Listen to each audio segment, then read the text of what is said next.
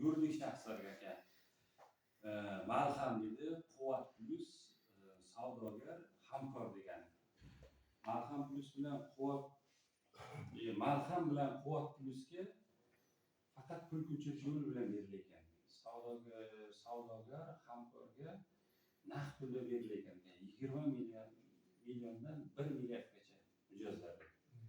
Prosenti aka bo'lyapti 25%, 27%. Savdogar degan shunday. Bu Quvvat plusga, zapravkalarga, keyin aptekalarga, dorixonalarga 26%, 50 milliondan 22 milliardgacha.